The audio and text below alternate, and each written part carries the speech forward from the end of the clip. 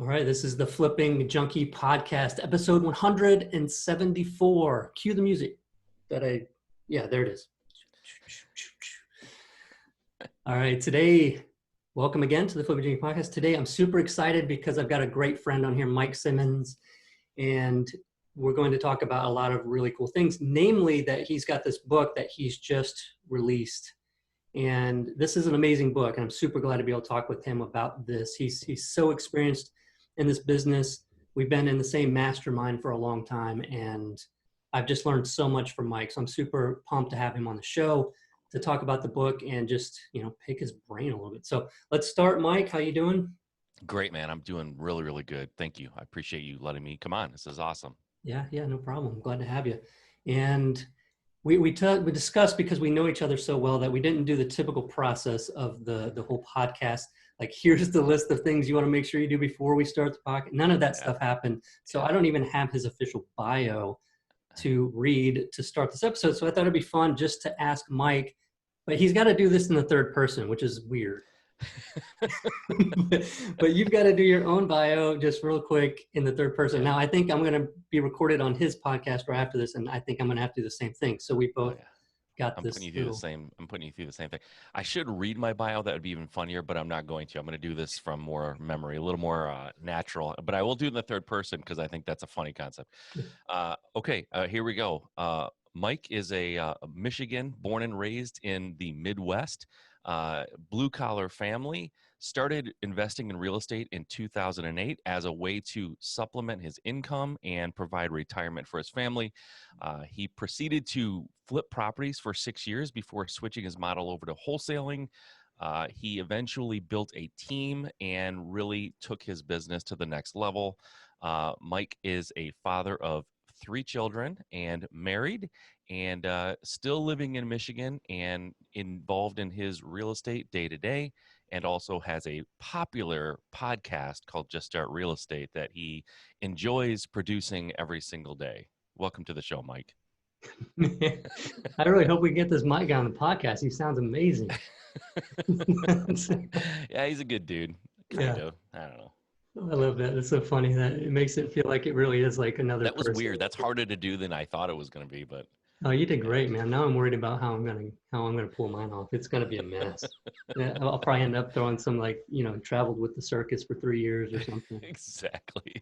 Yeah, Ringling Brothers, Barnum and Bailey. Oh man. Okay, so let's see. So you've been in the business a long time. You've done different things. You've scaled up. Yeah.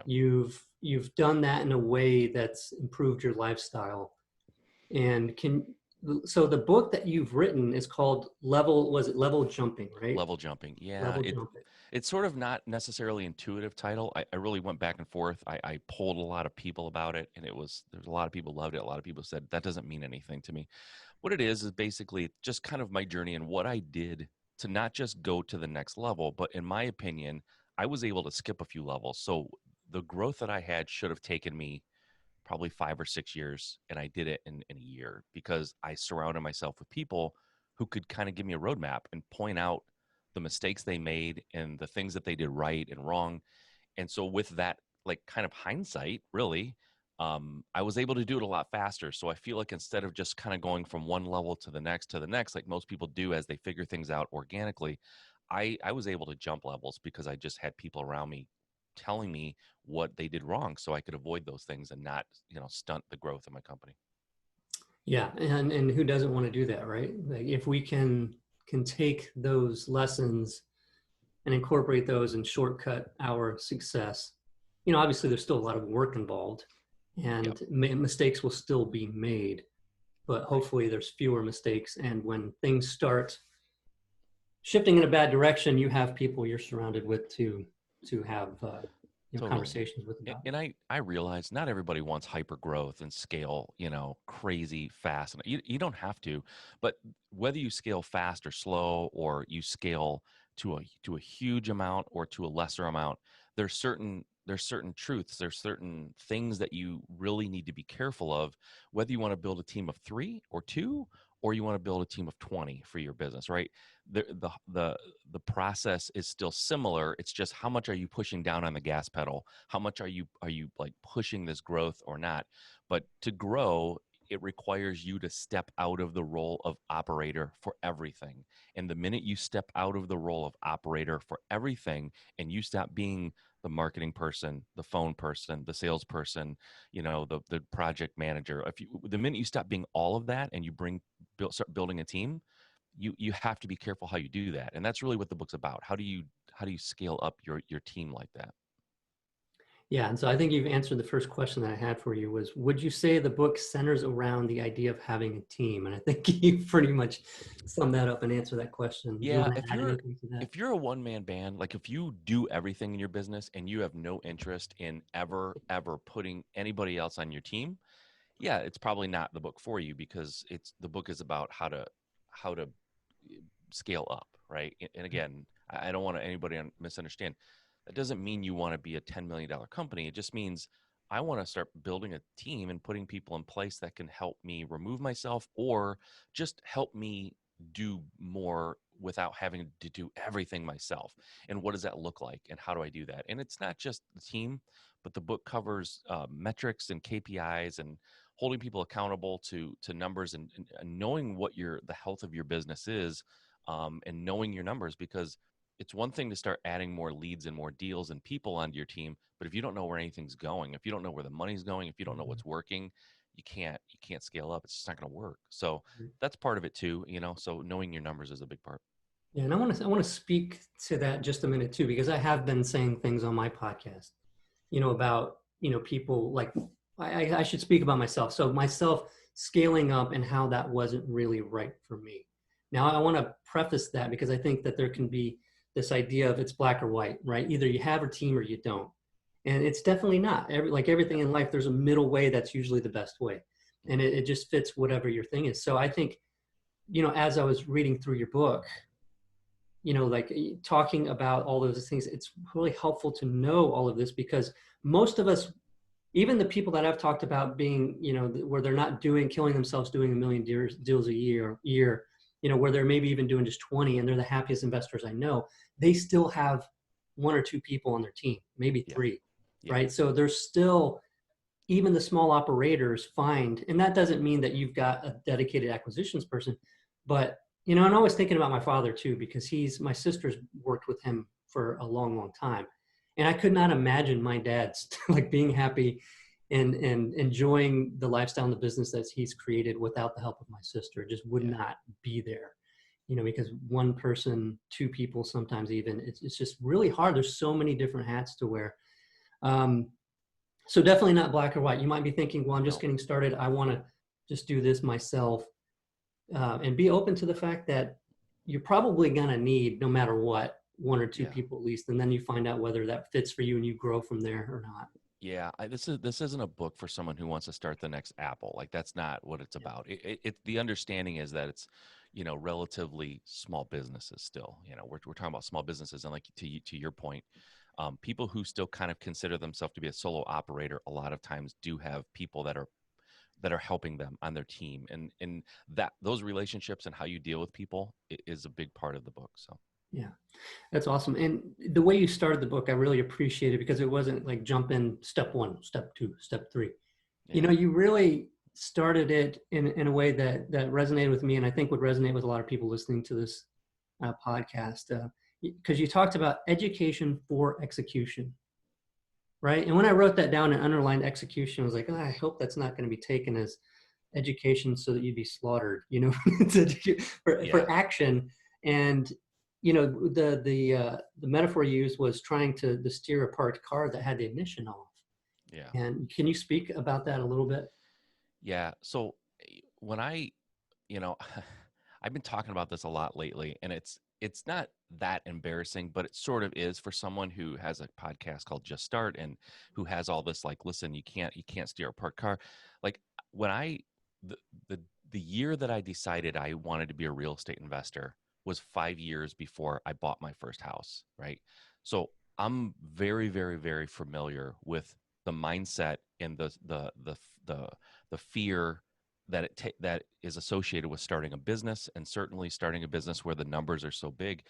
I get that. But the fact of the matter is without forward momentum, without execution, without movement, you can't adjust and learn. Like the only way like I read books, I went to seminars, I listened to um at the time there really weren't podcasts, but they had like some people had like websites with recordings that they would make, and I was all about it. And I learned more in my first deal than I had for the 5 years prior when I was listening to other people's success stories and things, because there's so much that's left out of those stories. So this, you can't steer apart car. I've been saying that for years, and I say it to my kids a lot of times too when they're not executing on something. Like once that car starts moving, now you can turn the steering wheel. You can make adjustments. You can affect the direction that you're going. But until the car gets started and starts moving, you just sit there. It does nothing, right? So you have to have forward movement in order to progress and more importantly, because by the way, when you start your business, I don't care what your intentions are, things are going to change. Circumstances are going to change. Could be your personal life, could be the business, could be the market factors, the what market cycle we're in. It could be a lot of things, but you're going to have to adapt. But you can't adapt to the road unless you're on the road moving. So that's Yeah. kind of what that's about. Yeah, and I think that matters not just for people listening that have yet to do their first deal and are still in the education phase, but also for experienced investors. Because how many people in 2008, and I hope I don't get in trouble for saying this, but 2008 um, didn't adapt, man. They just Yeah. like they did not take action to change. They because they took action to get to a certain level, right? Yeah. And at that point, it's like you get in this kind of rut that you're in, and you're taking action, but you're not really. You're just repeating the steps that you've done before. And I think that Yep. there's this idea of getting that momentum going, but always being ready to steer and change. Which let's address though why the execution can be hard. Why starting that car and getting it on the road or changing direction is difficult. Okay, I will do that, but I will tell you, I will say this for the record, for everyone listening: real estate works in any market condition. It works. But like, to your point, if you don't alter your approach, if you don't change the way that you're conducting business, it doesn't work. And it doesn't work the same way in every market cycle, but it works in every market cycle. You just have to adjust and adapt. Now, why do people do that? A lot of reasons. I think for me, like, the last thing I ever would want to do is blame my childhood for anything I do as a, going on 50-year-old man, because I don't like when people do that. But the fact of the matter is there's some psychology that's bred into you at a young age. And I was not, just to put it delicately, I was not praised very much when I was a kid. So I think sometimes you just don't feel like you're worthy to be a business person or an entrepreneur or to be successful. Yeah, and I was, there was a lot of criticism heaped on me as a kid. So you start getting a little gun shy when that happens. And I think that some of that stuff does carry over a little bit. So that's what I think what happened to me. I was worried about what people thought. I was worried about the criticism. I didn't want to fail and kind of feel like a, yeah, I told you so kind of a thing. So I thought it feels safe. There's a psychology when you surround yourself with something, you feel like you're in it, right? So I would read books, I'd go to seminars, surround myself with people, I'd go to REIAs, and I would surround myself with people, and I was immersed in the real estate investing world in my mind, but I wasn't doing anything myself, but I felt like I was sort of in it because I was surrounded by it all the time. Mm. And it wasn't until I finally just hit a point where I had had enough of not executing, and it became painful enough that I wasn't doing it, that I just went out and did it. And I got a little bit lucky, to be honest with you, because somebody told me the other day, like, what a lucky thing that you waited, because a lot of people got kind of crushed in '08, because if I would have started in '05, '04, maybe I wouldn't have adjusted and maybe I would have gotten hurt. But I started in '08 when everything was sort of bottomed out. So when I was buying properties the next several years, everything was going up. So that was kind of helpful for me. I didn't really realize that I had stumbled on that good timing, but there was so much uh, hesitation and fear. And for me, I always thought I don't know enough. And the more you read, the more you realize what you don't know. And then you start going to RIAs, and everyone has their way that Mhm. you have to do it this way. Like, this is the best way to do it. And it was always different. Every week, somebody was telling me a different way I had to do it. And I couldn't wrap my arms around the entirety of it. And so I just kept having shiny object syndrome and, a million things. But the good thing is I can sympathize and I empathize with that person now that says, I want to do this. I've been wanting to do it for years. I get it. Some people roll their eyes and go, man, you don't want it. You didn't do it. Some people struggle with the start point. And I think that getting that off the starting block, getting that car moving, far and away the hardest part. Everything's easier with some momentum. And Yeah. I think until you get that momentum, it can be really, really hard. And I started as an adult with kids, a mortgage, a full-time job. I had a lot to lose, right? When I was 21, I might not have waited so long because I had nothing to lose, but I had a lot to lose. So I know that plays into it too for some people. Yeah. Yeah. And it's like anything else. I mean, if you look up at a mountain that you're going to climb, it can be so daunting, right? And just like you Totally. hear all these stories about how to do it right and how you could fall off the mountain and all this kind of stuff, Yeah. it's gonna freak you out versus just saying, hey, let's make it to this first base camp, right? Let's Yeah. make it to this first point. And I wasn't, like I said, I was raised blue collar, union mentality, Midwest kind of a thing. There was nobody entrepreneurial in my family, nobody who owned a business. So there was no one encouraging that entrepreneurial lifestyle too. But I tell you what, there's a debate out there about whether or not entrepreneurs are born or created. And I know a lot of people think they're born, and maybe I was born an entrepreneur, but it wasn't awoken in me until I started in this business. I didn't realize how much Mhm. I needed to be an entrepreneur and how much I needed to be in charge, frankly, and like kind of control my own destiny. I knew I wasn't happy 9 to 5. A lot of people aren't happy 9 to 5, but I think part of a lot of the reason I wasn't happy was I needed to be doing my own thing. And it sort of like, it was like a breath of fresh air when I started doing that. I was like, this is exactly what I'm Yeah. supposed to be doing. And you're drawn to it for more than just, money. You Yeah, find that maybe 100%. that's the initial interest to like look into it, but you feel like a calling, right? Like a, Yep. I do. I said this, I was on another podcast yesterday. I said, I've not told anybody this story my whole life. It's not really a story, but when I was working in a 9 to 5 job, and I had a decent job with decent pay. It was good.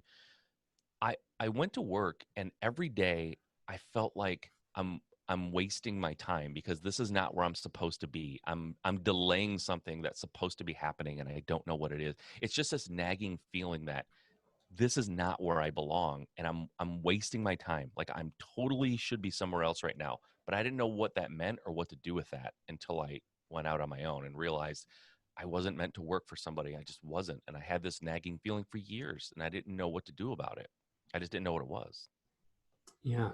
Yeah. So taking action, so education for execution. So not staying in this place of comfort Right. and moving beyond that by taking those first steps. Totally. Now let's tie this back into the book because you have, I think that there's the conception of team building and culture not being a someday thing, and Yeah. that you mentioned in the book, and I think that's very interesting, and want to know why is that, like what is the point there that it's not a someday thing. Listen, if you have a team and you have a company, you know, I've talked to people who said, well, I don't really have a company culture. Like, my company doesn't have a culture, and I've never really tried to develop a culture in my company. And what I tell them is, your company has a culture. It just probably sucks because you're not paying attention to it, right? Yeah. So I think a company's culture is kind of the metaphor is like a person's personality. Your company's culture is your company's personality. And if you don't pay attention to your personality, it's probably not a great one, right? So your company absolutely has a culture, and you need to make sure that you are controlling that culture and that you understand the health of it and how people perceive that. Because I've had folks that work for me, and it's not a someday thing because you, here's why. I didn't pay attention to my company's culture when we started scaling, and I scaled in those 12 months and kind of went from where I was to over $1 million. I can tell you that year, I did not have a great company culture, right? It was something I learned after I scaled up because I would bring people in and I would just burn them up like a match. Like I would give them a ton of work and not a lot of praise and not a lot of encouragement and not nearly enough training. And I would just set them down and go, here's what I need you to do, go. And I expected them to work like I do and to just Yeah. get it and go. And I burned through some good people. There's one person in particular that I really regret that she's gone because she came the closest to actually achieving what I asked, and I asked way too much of her, way too fast, and I didn't give her any. I shouldn't say I didn't give her credit. I didn't think to thank her or Mhm. to praise the work that she was doing. All I did was look at what wasn't getting done and start questioning why these things aren't getting done. And she told me one day when I was, probably coming down on her hard. And that's the other thing about me, and I talk about it in the book.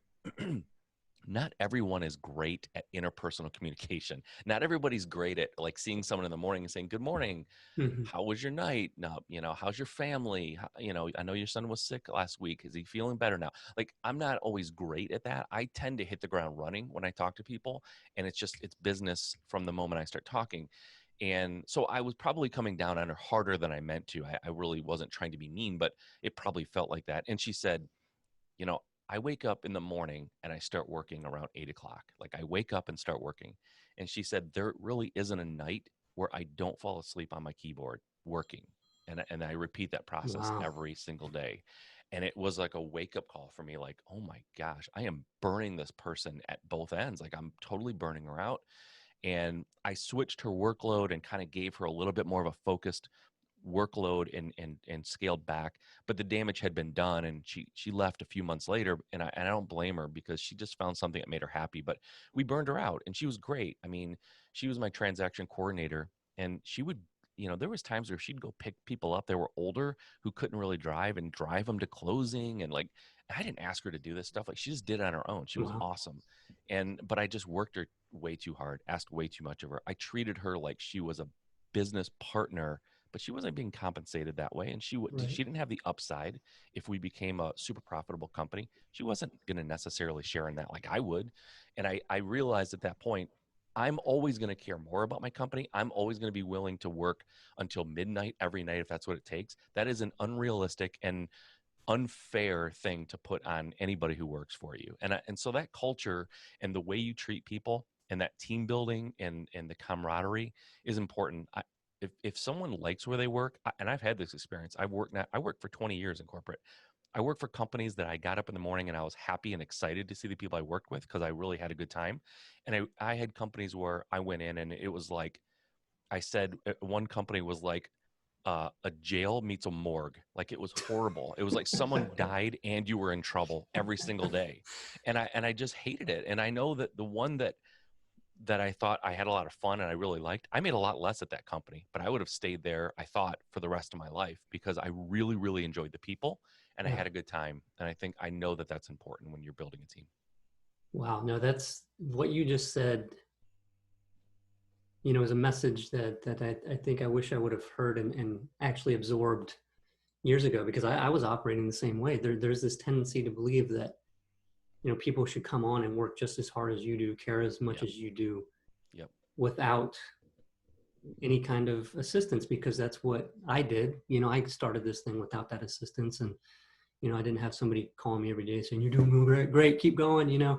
And so it's kind of weird. Like if we're not used to doing that for ourselves, which most of us aren't, we don't, celebrate what Yeah. we accomplish and things like that, then we don't do it for the other people. And that's a huge problem. Totally. It's huge. And, there's something I talk in the book, a concept, and I think this applies to your personal life, but it applies to work as well. And I call it the relationship bank. And you have these with your employees, right? So if you have an employee that you hire day one, you come down on them for not doing something. You get in there and you kind of have to like confront them or kind of tough love a little bit. You might lose that person because they don't know you. There's no relationship there. You come for day one. You're in their mind. You're yelling at them. You're coming down on them, right? And that's tough. But conversely, if you have an employee that's been there for 5 years, you've hung out personally, you've done team building activities, they really love the company, they understand that you're a great giving person and that you care about them, you care about their success and all this. And then you have a day where, hey, there's something went wrong and you kind of have to, be a little bit tough on them. They can weather that because they know you and they know the company and they Mhm. love being there and they get it and they don't hold it again because you've made a lot of deposits into that bank. You've not just withdrawal, so you've got to make deposits. In other words, some of those conversations you have in the morning or before a meeting starts or whatever, you're sitting there and it's just sort of weird and some people look at their phones, whatever. But if you take that time to like, hey, how's your husband doing? I know he was injured, or your wife, whatever. Like if you just start taking an interest and showing that you care about more than what they got done that day, then the tough times, or when you have to be a little bit more disciplinarian, you'll get through that because they know that Yeah. you're not a jerk. Yeah. Yeah, and it's interesting because looking back at my own mistakes in that department, which, oh Lord, there's been so many.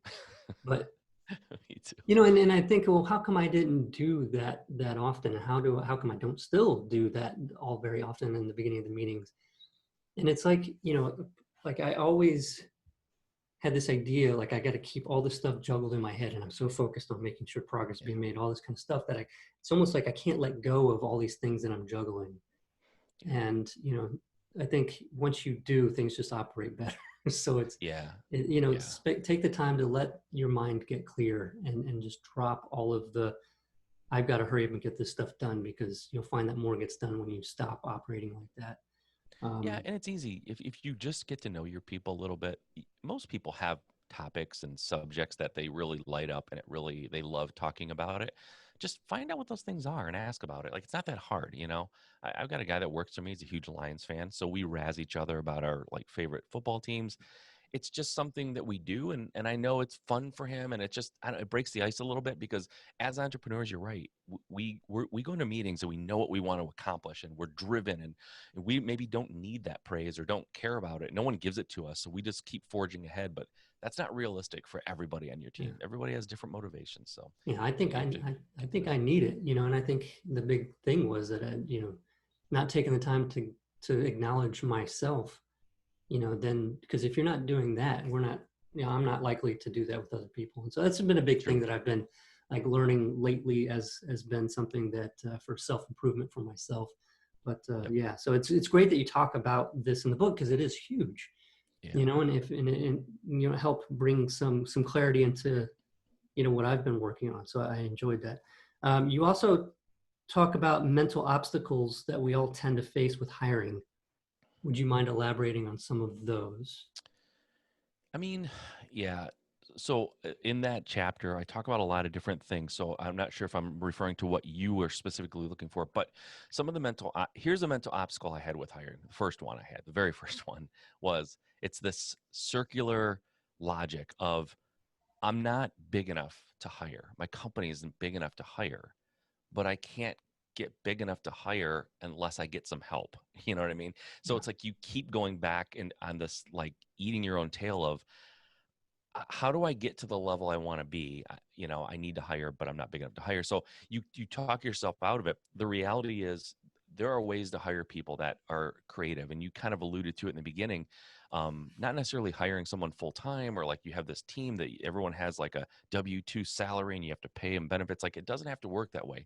There's in between ways of doing this. There's ways that you can bring people on that isn't necessarily throwing a huge burden on the company to have some big salary.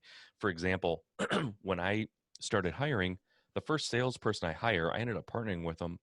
His name's Mike, but I hired him as a sales guy. He was a pharmaceutical salesperson when I found him, and he came to work for me part time.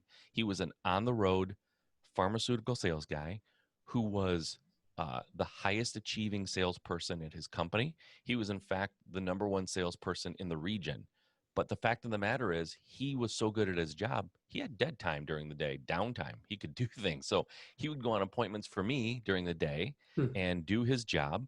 And they were celebrating him at his W-2 as being the best salesperson in the company, and he was killing it for me. But I didn't have to pay him a salary; it was all commission because to him it was gravy, and he wanted to learn the industry. So I brought him on, and he started helping me scale up. And I only had to pay him a commission when he had a sale, right? So Hmm. there are ways to do it and to bring people on creatively that way.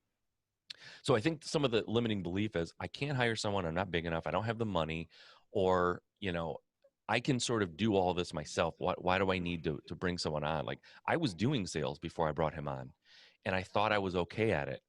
Turns out I was barely adequate. And when I brought a good person on, I realized what the difference makes when you bring on people who are truly great at the thing that you hire them for. That can propel your business. Like, he took my business to the next level just having him there.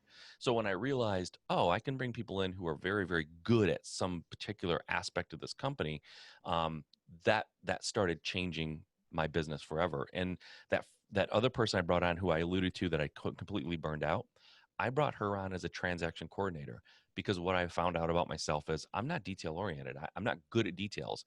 And so I need someone in my company who's like dotting the I's, crossing the T's, making sure all the paperwork has been gathered, making sure the title company has everything they need. That position is important for me because I'm not good at it, because I just tend to skim over details. So some of those limiting beliefs are I'm not big enough. The other ones are I don't have the money. I don't have enough money to pay people, and I don't want to be responsible for them. There's creative ways to work with that. And like you said, a lot of times the truth is in the middle. It's not at the extreme or one extreme or the other. I can't have anybody on my team, or I have to hire a bunch of people and pay them all this money. Something in the middle usually makes sense, and that's what happened for me. Yeah, that's awesome. Yeah, and I completely agree. I think that, what was it? Maybe 10 years, I think, in the business, just, my wife and I. Hmm. And that was, man, that was a lot of work. Yeah, That was, yeah, and I think that we, at least I had those mental obstacles. It was just like, I didn't even know the first thing about hiring the right person. I never hired anybody in my life. I'd only been, working for somebody else. And so that concept of hiring somebody was just so foreign to me. yep, It was just kind of strange. And I felt like, I think, another thing was feeling responsible for somebody. Like, I felt like if I bring somebody on, I've got to keep the certain level of busyness yeah. that I didn't want. Yep. And that's just, I mean, it comes with being responsible, and you realize you do have that responsibility. But we also understand that everybody, if the company's not healthy, then nobody that you bring on is gonna benefit, right? The company has to be healthy all the time. And the other limiting belief that I didn't mention a minute ago that is important is people think, and I thought this too, like no one's gonna care as much as I do. Like they're not gonna care as much. And I had to get past that and realize they're just not. Like it doesn't mean they don't care.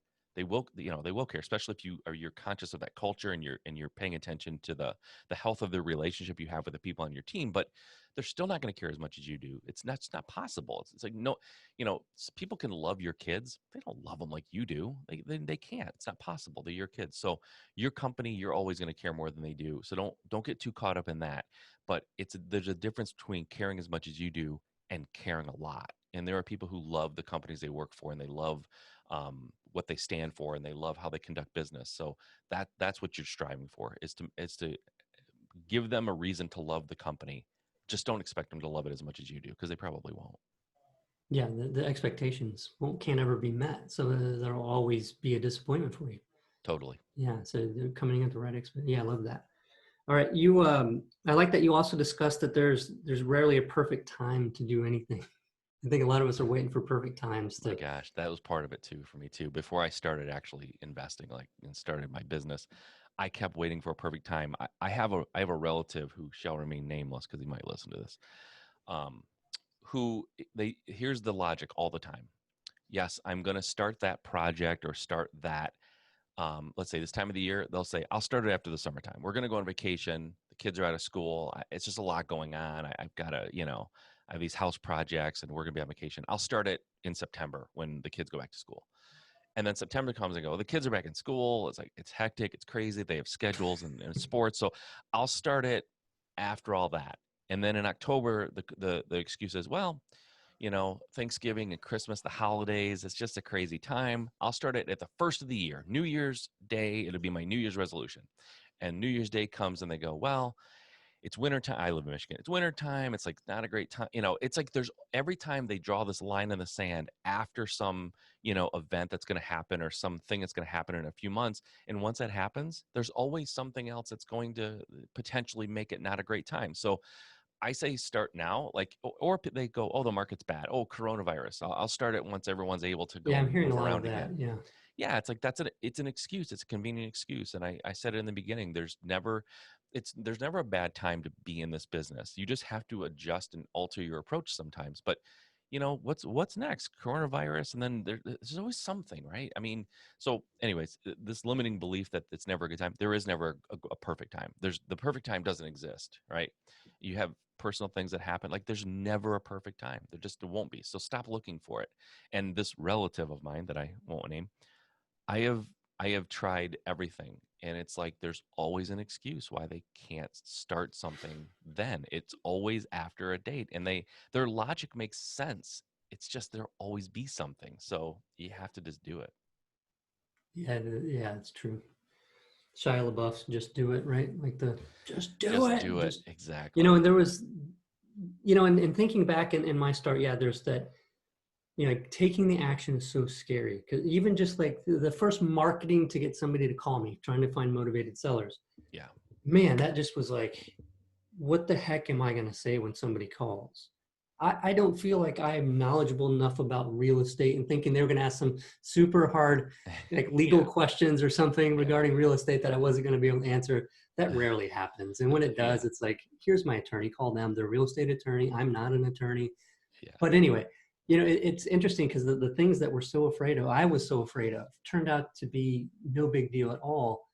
And not only that, like once that first call came in, there was like a spark, like there was like a, that feeling of that momentum, like Yeah. what you're so afraid of you find is not something to be that afraid of, and then it just like this energy just like pushes you along. And so Totally. I think it's something to look forward to as well, just finally turning that car on and putting it on the road Yeah. is exciting. Yep. Yeah. Execution is contagious. And once you start seeing a little bit of progress or you get through that first call and it Mhm. wasn't that bad, it gives you confidence. Like you get more confident for the next call. And everything you do gives you confidence. And there will be setbacks in business, any business. But the sooner you get started and get some of those wins under your belt, it helps you kind of deal with the challenges that you do face because you go, well, I've been through this a million times, and then you get that call from someone who maybe isn't friendly or they have a question you can't answer. But again, you've had these wins built up behind you, and momentum is everything. Execution is so important. Like I'm not saying don't educate yourself. I would never suggest that you do something blindly, but chances are if you've been educating yourself on a subject or this business or whatever it is, you know enough to get started. You do. And then when you get to the point where you need more education, you can go and get that. But people Mhm. try to do like the entire education from A to Z. I want to know everything I'll ever have to know.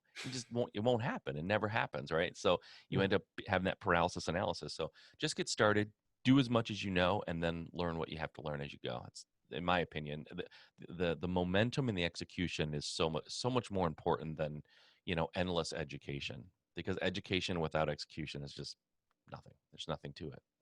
Right. That's also something relevant, I think, for people out there wearing all the hats in the business and concerned about hiring somebody to help them out. Taking that action and seeing what it does for you. Right? It's part time. Yeah, If it doesn't really benefit you, and you find that it's not really helping, it's just trying totally. trying that out. Right? Yeah, but that's the changing of direction, right? That's the altering Mm-hmm. your course a little bit. You can't do it unless you start moving, right? You just don't know what you have to change or eliminate or add until there's some sort of forward movement. Right. So and that leads into my next question as far as, when you are working and wearing all the hats yourself, is there a typical path of hires that you make? I Yeah. mean, like who's that first person and how do you figure out who that first person should be? Yeah, it's a good question. It's probably one of the things people struggle with the most. And the answer is I can't give you the title of the person you need to hire first, but it's an evaluation process. So I say look at your business and you need to identify where the bottlenecks are, number one, right? A bottleneck is usually an indication you need help, right? Or if you're doing everything, not only the bottlenecks, but what do you really hate doing in your business? What is your least favorite part of your business? Because chances are, whatever the least favorite part is, you're not doing a great job at it. You're probably avoiding it. You're probably half butting it. You're doing it halfway. Um, so that in my business, I know I'm not details. My first hire was a transaction coordinator. Now that might be not your first hire. Maybe your first hire is a salesperson because you just hate talking to people and it freaks you out, scares you to death, go in their house and have this conversation. So maybe a salesperson is the first person for you. Or, if you're a house flipper, maybe you need a project manager because you're just not comfortable talking to contractors, and that sometimes it becomes confrontational or at least a little bit stressful to have conversations that you have to have with them. And if that's not Mhm. something you're comfortable with, you need to get that project manager on board right away. So I would say wherever there's bottlenecks or wherever there's a function of your company that you really don't like, because if you don't like it, you're not good at it either, probably. People are rarely don't like something they're great at. So Mhm. if there's the last thing that you want to hire for, usually is the thing that you love the most about your business, you love doing the most. For me and my particular business, I'm a wholesaler. I like dispositions. I enjoy it. I think I'm really good at it and I enjoy it. And it was the last thing I hired because Hmm. I wasn't hurting the company. I was probably helping the company. I didn't think anybody would do it as well as I did. Now, I do have somebody now who does it as well. I don't think I could add value to that position, which is a good situation to be in. But until I hired that person, I held on to it because I was good at it. So, but I got rid of the stuff that I was not good at. Answering phones, most people hate answering phones. So if that's you, maybe a phone person is the first person. And a lot of times, especially if you're doing this as a side hustle or you have a full-time job, if you're doing marketing, the phone is ringing and you can't answer it, you need to get help with that. Mhm. So that's a very common position for people to start with. And it's usually a lower paid position. So it's Well, a they little can be easier to, remote too. yeah, You and they don't can be have to work remote. in an office. Totally. They can be remote. And so there's a lot of reasons to do it. So that phone person, a lot of times, is the first person. And for a lot of people, honestly, salesperson is really fast because they don't feel comfortable in that seat. And frankly, if you don't think that you are a killer salesperson, you probably should find that person and bring them into your team because that's too important to not do well. And I probably left a lot of money on the table before I hired a salesperson, thinking I was doing a good enough job. And especially in this industry, we're not selling widgets for 50 cents. I mean, there's big dollar amount swings when you miss deals. So I'm sure that there were tens, if not hundreds of thousands of dollars that I missed out on because I was doing the sales for so long. Yeah, no, absolutely. Um, I think also if you're doing things that you're not very excited about doing, and I remember that, so many parts of the business, that Yeah. you, Yeah. you're not like at first it's okay, right? Because you're like, oh, this is going to generate these deals, and then like all this kind of stuff happens, and it's okay. But after a while, it does get to that point, and then what happens is it's really kind of affecting your mindset, your attitude, and your lifestyle. And why did most of us get into this business in the first place, right? I Yeah. got into it because I wanted the freedom and the lifestyle, right? Yep. And it creeps in, and I think that it can become poisonous. It can become pretty toxic Yeah. without even realizing what's even happening, because in your mind you've got these buildups of, I can't hire a team because this, that, and the other thing, the mental obstacles, but you don't realize that you got a bigger problem boiling, Yep. because you're not willing to face those fears. Yep. um, I would sit in the seller's driveway when I was doing sales, and I had to psych myself up like I was going out on stage to like deliver an Oscar. Like I had to get myself in a mental place where I was like, okay, here we go. You can do this. Like I'm not the person who loves going into a house and just like having this conversation comfortably. I have to psych myself up to do that. And if you're finding yourself psyching yourself up to do that, you might want to bring somebody else in who's better at it. yeah, that's a really good point. Yeah, it's, yeah, finding it. Saying like, yeah, we can get through this. Dude, After this, I would get calls like from sellers from my marketing that I wouldn't return sometimes because I mm, just didn't want I just didn't enjoy that I didn't like calling people and like having that. I'm just not good at that. It's not what I like. And be honest, I avoided some of those calls. How many deals did I miss by not calling people back or not calling them back fast enough because I go, I'll call them tomorrow. It's yeah, like that you're hurting yourself. You can get to a certain level, you can get to a certain point in your business, but at some point, if you're hurting yourself because you're not doing the things that you don't like and you're avoiding them, you got to do something about that, or just realize you're just going to stay at that point. And that's, not everybody wants a $10 million business. Some people just want to do a deal or two a year, and that's fine. There's nothing wrong with that. But if you want to like kind of escape the rat race and you don't want to be a slave to your business, chances are you're gonna have people that you bring onto your team part-time, um, in some capacity, and it becomes important how you interact with them and how you motivate them and how you lead them. Because I'd say this all the time. I was in the automotive industry, and we would have engineers who were fantastic. They were unbelievable engineers. And then what's the worst thing you can do to an unbelievable engineer is promote him to engineering manager. And now he's not doing engineering, he's training people to do engineering. And so there's a difference between you being a solo operator and bringing someone on, like I said, even a salesperson who you have to train them, motivate them, and lead them. That's a totally different skill set. And you have to prepare yourself for what that looks like. And that's what I'm trying to do in the book, is explain that if you're going to bring anybody on, even if it's just one person, you have to train them, you have to incentivize them, you have to motivate them, and you have to lead them. And that's a different skill than anything you'd done to that point, most likely, when you were the solo operator. Well, and I think that the book is needed, especially something that's so very industry specific, because I think that there is this idea of I'll figure it out, right? I'll just figure out, like I'll hire somebody and I'll figure it out. Yeah. And I don't know how many, you know what the hardest part for me was hiring somebody, finding out they weren't working out, and then questioning, is it my management, my leadership? Yep. And then that horrible feeling of letting somebody go. Like Yep. that, that just killed me. So I think with what you have in the book, like I think that will eliminate a lot of that, because that is so difficult to do. And had I had some of that knowledge that I have now, I could have avoided a lot of those situations. Yep. And it's important to know, though, the reality is if you start hiring, the chance of you nailing it on the first try and then nailing it every time you hire someone after that is pretty low. It doesn't always work out, which sucks. You're right. But there's a lot of ways that you can mitigate that. And frankly, you hit the nail on the head. Most people, when they start hiring and they have to let people go, it takes them a while to start being self-reflective and say, how much of this was my fault? What did I not do? And so we bring someone on, they don't do exactly what we want, and we go, oh, they're terrible, and we fire them, right? Or get rid of them, whatever. And it's like a lot of times it really wasn't them. You could have hired the right person. You did a poor job, and sometimes as entrepreneurs, especially when you're not detailed like me, I'm good at saying, okay, you're on the team. Here's where we are. There's the goal line. You see it 100 yards away. That's the goal line. Just get there, you know, and I don't care how you do it. And that's not a fair way to bring someone on and train them, but I would tell them what the result I wanted and go.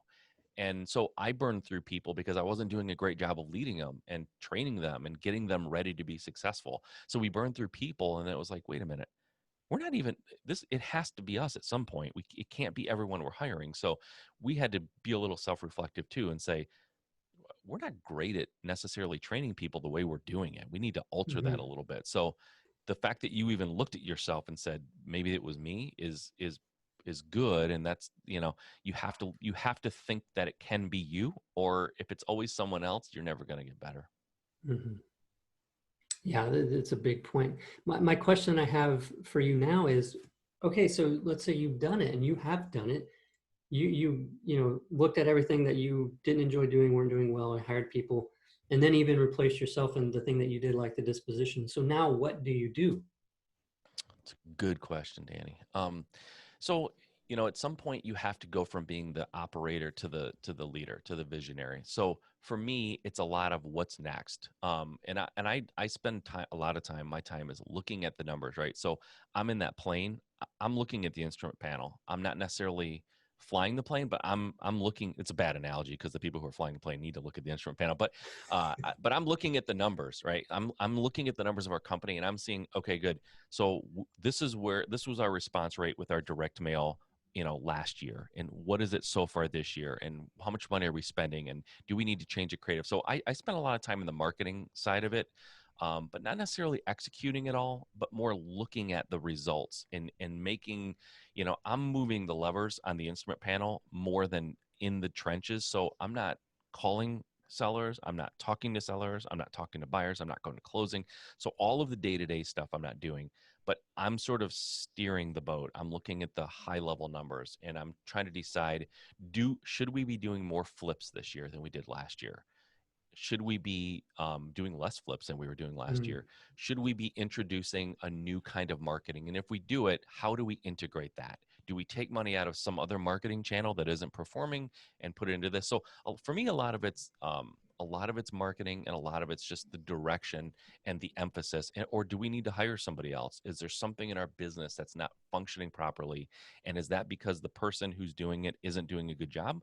Or do we just need another body in that seat because we're overtaxing this one person? So it's that kind of stuff that I'm looking at. But honestly, I don't need to sit in the office every day. And matter of fact, we've gone totally virtual now, and it was sort of coincidental. It had nothing to do with coronavirus, but at the end of last year, we sort of looked at it and said, our team is like, we're made up a lot of sales folks and my dispositions guys on the road. Like, our office is empty a lot. Why do we have this if no Mm. one's here all the time? So we eliminated the physical office and went virtual, and then, which was great because now it makes a lot more sense to be virtual. So I look at things like that, just evaluating, from a cash flow perspective, from what are we doing, what's working and what's not working, and making those adjustments. Because when you're out there hustling and talking to sellers and buyers and blah blah blah, it's hard to look at the big picture. So somebody needs to be looking at that, and that's what I end up doing now. Yeah, that's smart. And it's really necessary to change direction when change is needed. And I think that you will notice that before it's mandatory, right? Before the Yeah, shift happens, yeah, you're already adjusting. And I think, in situations like that, you're not waiting for somebody else to tell you, hey, the market's going to shift, and then you have to figure out whether they're right or wrong. You're keeping track of your key performance indicators and stuff in your business. So you already see the trend changing. You don't need somebody, you don't need to turn on the news, find out what's going on, figure it out. Your business is going to tell you, right? If you have an eye on your business. yeah. So it's a difference between looking down at the road and looking up kind of at the horizon. I'm looking up at the horizon so I can try to anticipate what we need to do. The people who are in my company working day to day, they're looking down, like they have to be looking down at what they're doing. So that's the difference. And I mean, just you mentioned the mastermind that we're in. Being associated with the people who are doing this at a high level all over the place, it does help understand where we are in the market and where we are around the country and maybe what's coming my way. Trends tend to kind of roll through the country, and so I can sometimes see that had it coming. So, surrounding myself, spending time with people like that, and and being more of a steward of my company than Mhm. somebody who's actually in the trenches. Yeah, it's great. Now, I think it's an awesome book, and everybody listening should get a copy. So, how can they get a hold of this book? Level Well, jumping. I've got something for your audience here that I have not offered before. So you can go to Amazon and look for Level Jumping, and you can go there and get it. But for your audience, for the people listening, I if they text Just Start, just text the words Just Start to 55444, you can get a free digital copy to the book. So if they want to do that, they can get a digital copy for Get it. free, or they can go to Amazon and just get it like everybody else. Did you guys hear that? He's offering for you guys to be able to text to Just Just Start. Start, all lowercase, right? Or, Yeah. It whatever doesn't to matter. It's not case sensitive. So just type Just Start to 55444. 555. And he told me, did you hear? He told me I have to go to Amazon to get it. But you guys That's get to right. take advantage of this, That's so right. take advantage of it. That's No, I right. know that's not what you meant, but yeah, that's awesome, man. Thanks for that. I mean, it's crazy. There's no excuse not to get it then. So Yep. you guys take advantage of that, and Now, it's just if you get the book digitally and you love it, yeah. you can go to Amazon still and get it and give me a rating and review. That would be awesome too. But Mhm. you can get a free digital download of it. Yeah, this is not like surface level fluff stuff. This is a true valuable book from years of experience. And sometimes when I download a book, I say, oh great, I got that book, and then you put it aside.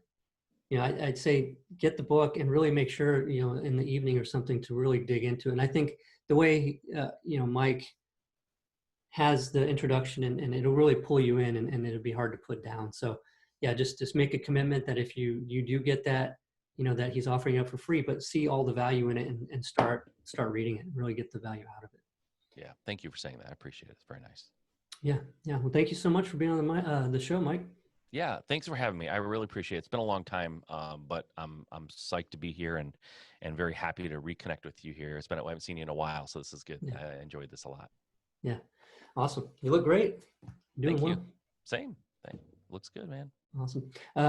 Yeah, so to wrap this up, I wanted to say that we did launch Flip Pilot 2.0.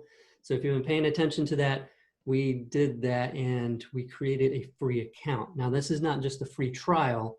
You can do a free trial for the paid account that gives you the integrations, but we do have a free account. And the reason why we did this is because I'm seeing where so many people, just like we talked about, Mike, where the education is not being used for execution, it's being used to stay in the comfort zone. And we wanted to make the software because if you're not generating leads doing deals, paying for software can be difficult, right? Like if you're not making the money, you don't see it as that investment yet.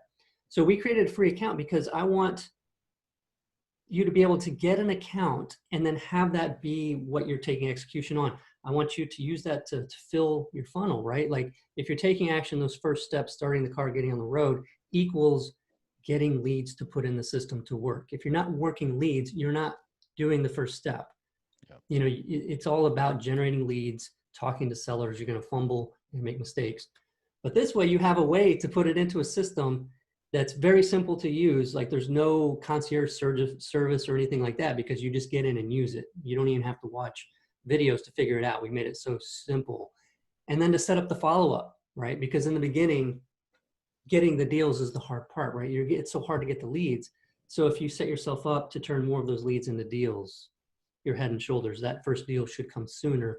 So we made this free account. So check it out at flippilot.com. If you want to watch the launch demo where I talked about how to set this up and how to use it, go to flippilot.com/demo. And yeah, that's there. And in the show notes for this podcast, if you missed it and you didn't want to go back and hunt for where Mike says how to get the book, I'll put that in the show notes at flippingjunkie.com/174. flippingjunkie.com/174. And you can repeat it again if you want real quick. Yeah, if text just start to 55444 and you get Awesome. that digital copy. All right, everybody. Have a great week. We'll see you next time. Thanks, Dan. Thanks, Mike.